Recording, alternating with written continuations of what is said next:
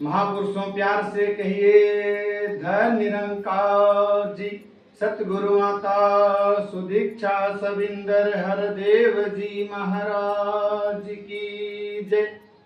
महापुरुषों, इस समय पवित्र अप्रैल का महीना चल रहा है और ये अप्रैल का महीना निरंकारी जगत में बहुत ही मायने रखता है।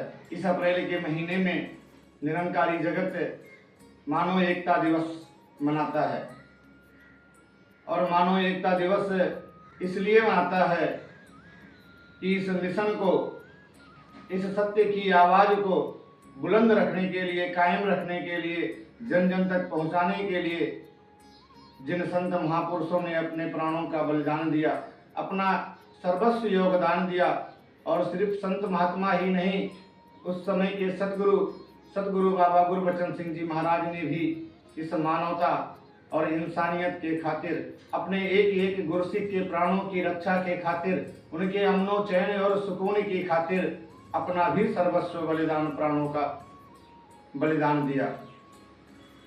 इन सभी संत महापुरुषों और सतगुरु के याद में, उनके जीवन से कुछ प्रेरणा लेने के लिए ये निरंकारी जगत, निरंकारी मिशन 24 अप्रैल को मानव एकता दिवस मनाता है।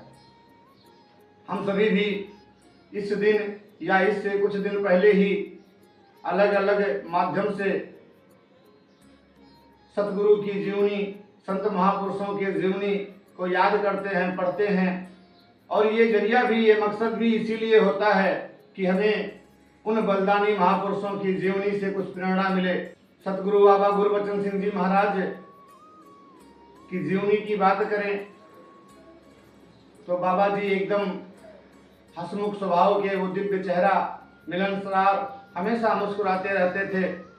बस बाबा जी सिर्फ एक ही बात पे खामोश हो जाते थे, मायूस हो जाते थे, और वो बात होती थी जब कोई भी उनके संत महापुरुषों का, उनके गुरसिक का, उनके भगत का अनादर कर देता था, तिरस्कार कर देता था, तो बाबा जी बिना कुछ कहे सिर्फ और सिर्फ उदास हो जाते थे, मायूस हो जाते थे और बोलना बंद कर देते।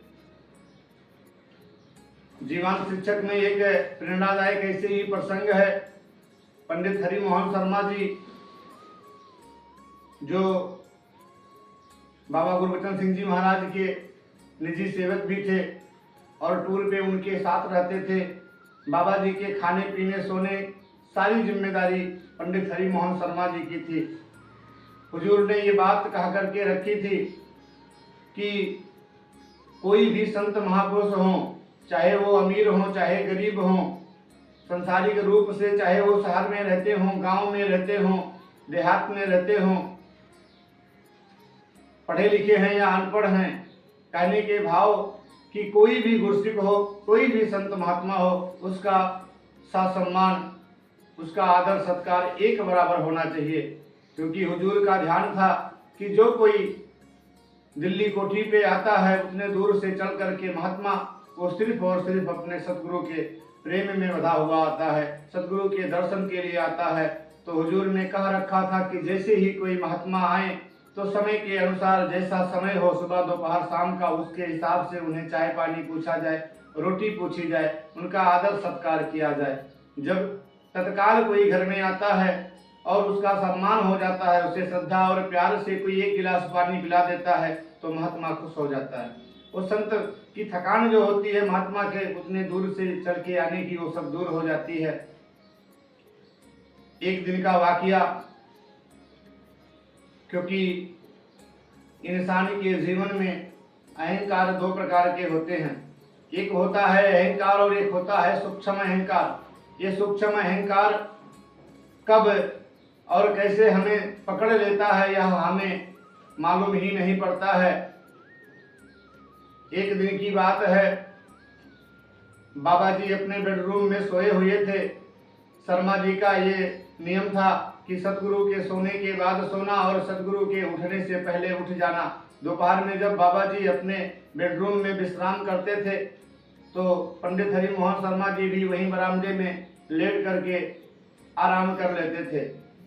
उस दिन ऐसा हुआ कि बाबा जी अपने बेडरूम में गए पंडित हरिमोहन शर्मा जी भी बरामदे में लेट गए और कुछ सदगुरु की लीला कि आज उनके ऊपर नींद कुछ ऐसी हावी हुई, नींद की खुमारी कुछ ऐसी हावी हुई कि अभी कुछ ही समय बीता था कि बाहर से कहीं दूर से 3-4 महात्मा आए और शर्मा जी को जगा करके बाबा जी से मिलने के लिए अरदास करने लगे। शर्मा जी ने नींद में ही उन महापुरुषों से कह दिया कि आप लोग शाम को आइएगा, अभी बाबा जी आराम कर रहे हैं। बस इतनी सी बात थी। वो महात्मा तो चले गए धन्यकार करके, शर्मा जी भी सो गए। शाम को हुजूर का नियम था कि जब वो 4 बजे 4 साढ़े 4 बजे जब भी वो बेडरूम से निकलते थे तो 1 कप चाय पी करके निकलते थे और वो चाय की जिम्मेदारी हरिमोहन शर्मा जी की थी। पर उस दिन बाबा जी ने किसी दूसरे गुरसिख से चाय बनाने को कहा और वो चाय पी करके बिना कुछ बोले ही निकल गए। अब ये बात हरिमोहन शर्मा जी को अखरने लगी।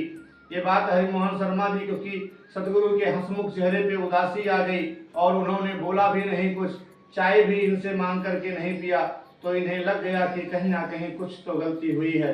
पर वो गलती क्या हुई है ये उनके समझ में नहीं आ रही थी, क्योंकि जब बाबा जी बेडरूम में सोने गए थे तो एकदम खुशनुमा माहौल था और बाबा जी चले गए, उसके बाद ये भी विश्राम किए, तो ऐसी कोई गलती की कोई गुंजाइश नहीं दिख रही थी इनको। सोच सोच के परेशान इतने में परम आदरणीय JRD सत्यार्थी जी दिख गए। उनको उनके चरणों में इन्होंने धन्यकार किया, अरदास किया कि महाराज आज सतगुरु कुछ उदास हैं और दास को ये बेचैनी है कि दास से ऐसी क्या गलती हो गई, क्योंकि जब सोने गए थे तब तो सब कुछ ठीक था। शास्त्री जी ने पूछा कि कुछ तो हुआ होगा, सोने बाबा जी जब गए तो उसके बाद से कुछ तो घटना घटी होगी। हरिमोहन शर्मा जी कहते हैं कि महाराज ऐसी तो कोई घटना नहीं घटी, हाँ मैं नींद में सोया हुआ था, इतने में 3-4 महात्मा आए और दास ने उनसे कहा दिया कि शाम को मिलिएगा बाबा जी से, अभी बाबा जी विश्राम कर रहे हैं। बस इतनी सी बात हुई थी और तो कोई बात हुई नहीं थी।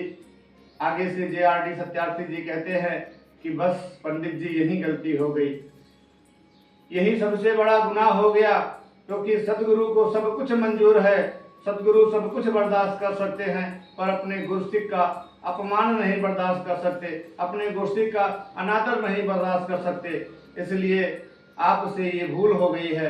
आप उन संत महापुरुषों के चरणों में जाओ, उनका आदर सत्कार करो, उन्हें जो चाय पानी नाश्ता जो कुछ उनको जरूरत हो उन्हें दो और उनके चरणों में क्षमा मांगो, उनकी सेवा करो, वो खुश हो जाएंगे, सदगुरु खुश हो जाएंगे। ऐसे तो पंडित हरिमोहन शर्मा जी बहुत बड़े सेवादार थे, सेवा उनके कूट कूट के उनमें भरी हुई थी, लेकिन कुछ लीला थी सदगुरु की, क्योंकि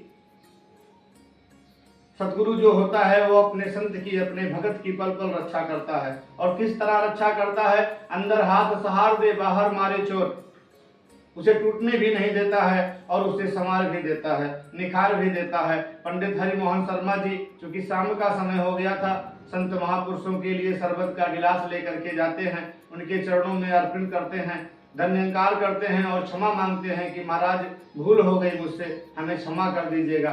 संत महापुरुष बहुत खुश होते हैं और जब संत महापुरुष खुश हो जाते हैं तो फिर सतगुरु भी खुश हो जाता है, क्योंकि सतगुरु कहते हैं कि ये साध संगत मेरे सर की ताज है।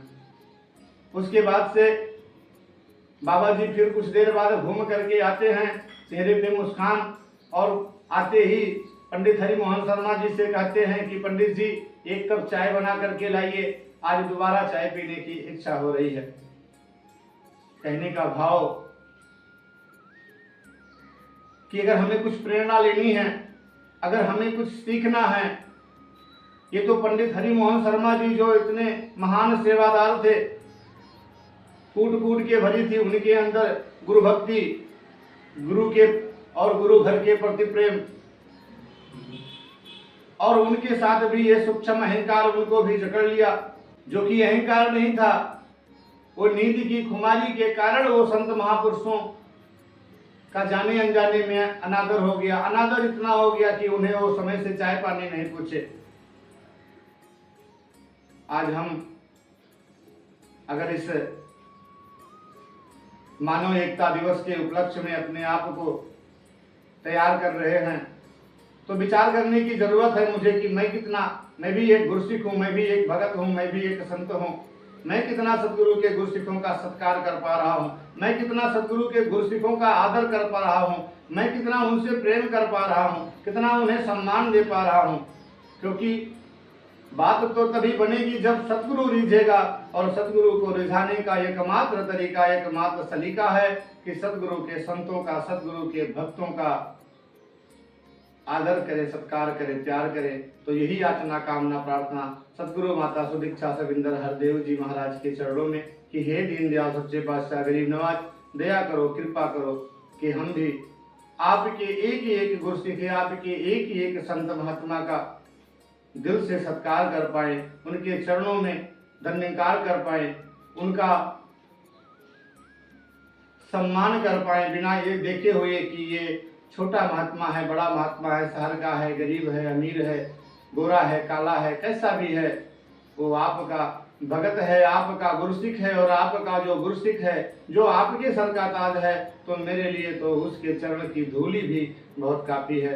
तो यही याचना, कामना कि आपके एक एक गुरसिख का सत्कार कर पाऊं, इस निरंकार का एहसास करते हुए, आपकी बातों पर विश्वास करते हुए, आपके संत महापुरुषों का सत्कार करते हुए ये जीवन की तोड़ निभे।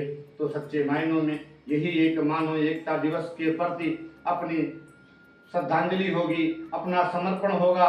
क्योंकि आज सतगुरु सिर्फ हमसे ये चाह रहा है कि हम खुद सुधर जाएं, हम अपने आप को सुधार लें, हम प्रेम करना शुरू कर दें, हम दया, क्षमा, करुणा, सहनशीलता, विशालता अपने दिलों में अपनाते चले जाएं और भक्ति अपने घर से शुरू करें। अगर मैं अपने पत्नी में इस निरंकार का दीदार करता हूँ, अपने पुत्र में इस निरंकार का दीदार करता हूँ, अपने सास, ससुर, देवर, जेठ, ननद, भाभी में इस निरंकार का दीदार करता हूँ, मेरे घर में उन दर्शन हो रहे हैं, वो सत्कार हो रहे हैं, वो सुमिरन हो रहा है, सेवा हो रही है, तो फिर मुबारक है। फिर उसके बाद ये आदत अगर कहीं बननी है, कहीं बनानी है, तो अपने घर में बनानी है। तो हे दीनदयाल सच्चे पातशाह, सतगुरु माता सुदीक्षा सविंदर हरदेव जी महाराज, ये जो भक्ति आपने सिखलाई है कि घर से शुरू करनी है, दास और दास का पूरा परिवार आपके इन वचनों पर फूल चढ़ाता हुआ, इसे अपने सर माथे लगाता हुआ अपनी भक्ति अपने घर से शुरू कर पाए और आपके हर एक गुरसिख का सत्कार कर पाए। यही याचना, यही कामना, यही प्रार्थना। सतगुरु माता सुदीक्षा सविंदर हरदेव जी महाराज की जय। निरंकारी राज्य माता गुरु वचन अवतार की जय। महापुरुषों प्यार से कहिए धन निरंकार जी।